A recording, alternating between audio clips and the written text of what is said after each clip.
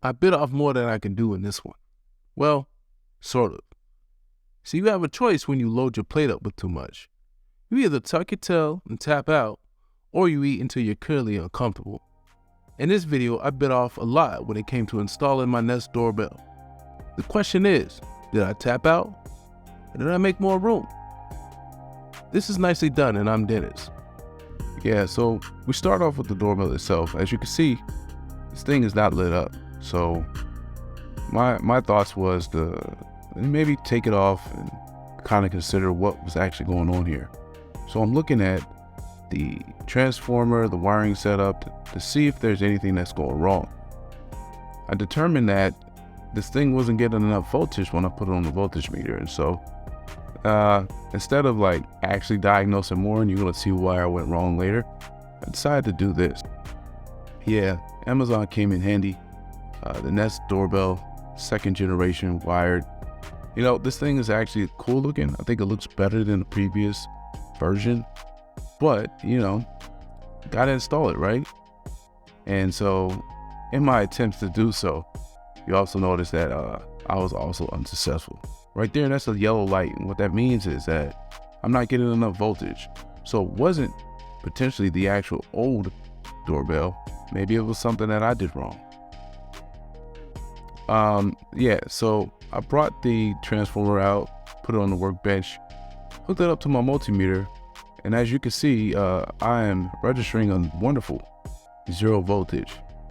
And unless I'm trying to power a twig or a tree or a rock, yeah, I ain't doing much with that. So to make sure I wasn't tripping, I hooked it up to a different multimeter, 24 volt one. And as you can see, I have like little alligator clips hooked up to it. Yeah, this one's registered 27.4. It's supposed to be 24 volts, but 27, I'll take it. And as you can see, the actual Nest below, it is powered on, and that's a good sign. So here's the transformer, bypassing the Chime, going straight to the actual doorbell. So you want to do this if you're actually trying to bypass the Chime yourself. We have 120 volts going to 24. The light is green. Let's get to the install. So as it pertains to actually installing the transformer, you're supposed to have a junction box hooked up to it. As you can see, that's why I'm punching out the hole to the junction box right now. This is very important because you're supposed to separate the high voltage from the low voltage in a class 2 electronic device. And that's what I'm doing here. I'm just going ready in the box so I can install it. Nothing fancy to see here, just taking off the cover to check the outlet. This is where I'm going to tap into in parallel so that I can actually power my transformer. So I'm just taking this off. I don't know what you call these things besides a plug, because I ain't an electrician. Folks want to see a magic trick? Boom. That's how I found this stud. So I want to make sure that I clear the studs so when I actually do the install and running the wire, I'm good. So as you probably notice, I'm near the front door and I got this vent here, but yeah, I have to kind of like size it up, get the layout correct, because this is where I'm going to put the transformer next to the outlet. And so it needs to be close to the doorbell, which is literally, obviously, outside the door. So yeah, let's get it. This is some of that necessary pain. It's the first time I actually got an actual drywall knife. I used to use an old steak knife to do this, but yeah, that was being childish. Anyway, got the drywall knife and I'm cutting up and down the drywall, getting out my piece that I sized up with a dummy bit. As you see right here, I'm sizing up the transformer to see if it'll fit. Now, just continue on. A lot of this is just eyeballing. I hate cutting drywall. Dust is everywhere, fam. Like literally. Anyway, it's a bunch of sawing in and out. Another size up, putting that dummy vent on again. It's nothing too precise here. As you can see, I overshot it the first time, and it's all right because the vent will still cover it up. Yeah, we can take a look at the hole now. There's a ridiculous amount of insulation in there, and that crap was a pain in the backside.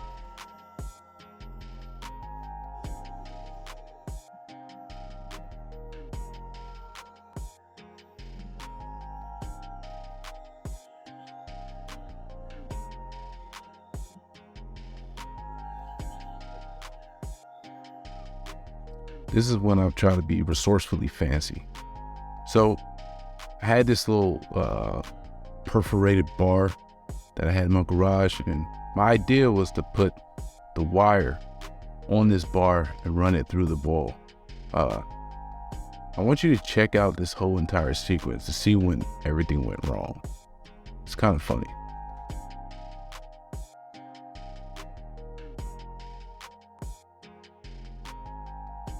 If it wasn't apparent, I really appreciate you being here. If you find some value out of this video, please press the like button.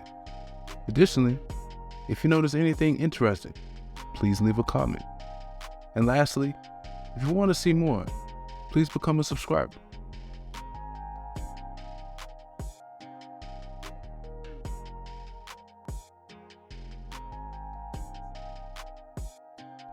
So I hooked up the wire, put it on a screwdriver, and I tried to punch it out, but that didn't work. So I had to actually go from the other side.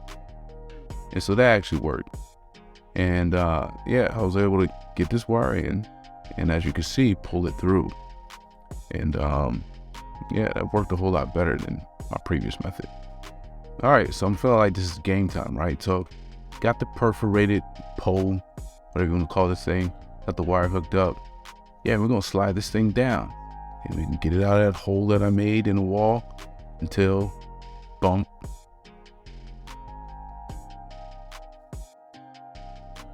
Yeah, so you saw the horizontal stud. Yeah, that was a pain in the backside. So I had to cut the drywall open and drill a hole through the actual studs to run the wires through. Yeah, it was a step I wasn't anticipating, but it actually worked. And so I was able to fish the bell wire down through the original spot and then put that through the hole so that, you know, it meets the area where I actually needed to go, where I'm gonna have the transformer located. And so, as you can see, the wires are all connected through all the way up to the top. All right, so time to get those high voltage wires put in, because obviously I have to tie into the outlet and have it go over to the transformer. But this was a little bit more pain than I was actually anticipating as well, because you know, all those high voltage wires are very stiff, especially the ones that are like 100% copper. So yeah. All right, now it's time to strip these wires out so we can get it hooked up to the outlet. The cool thing about these outlets, they have two additional terminals that you can hook up the hot wire and the neutral. Right now I'm putting in the hot wire on my outlet. The hot wire has to actually go on the gold screw, and I have to make sure it's going in the same direction that I'm tightening. The white wire also goes on the terminal, but this one goes on the silver screw, also in the same direction, so I can make sure that I have a nice tight connection when I'm all said and done. Like I said, these wires get in the way and they're kind of hard to maneuver around, especially when they're a solid piece of copper.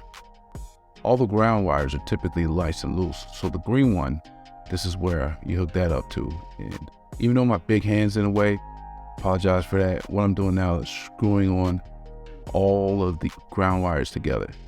Shouldn't matter. I'm feeling like a true handyman at this moment. I think once you pull out pliers, it kind of puts you into that stratosphere of a handyman. Anyway, I wanted to make sure that the junction box was on correctly, and so I had to run the wires through another punch hole, and we're good. So I have the transformer in the right place, ready to roll. I promise you guys that my hands aren't this ashy. This is just drywall compound. Anyway, now it's time to hook up the outlet to the transformer. So I'm taking all the high voltage wires and making sure that they're stripped well so I can make good connections with the wire connectors. This is pretty easy stuff here, just a little twisting and things like that. So after the wires are connected, it's time to put the cover on the junction box, because you want to make sure this stuff is kind of isolated from the low voltage as well as possible. Last but not least, in terms of wiring, I'm installing a bell wire. I'm trying to make sure that I hook it up just like you saw on the bench when I did the multimeter test with this transformer. So yeah, it's time to pretty much button all this up. One last wire pretty soon is going to be the wire that goes to the transformer. This is the bell wire. Another wire goes to the chime connector, that little white puck thing that's flopping around over there. Right now, gotta put that cover back on.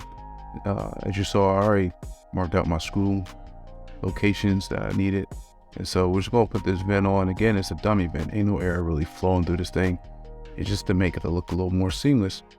So I can also get access to it in case I need to get to the components.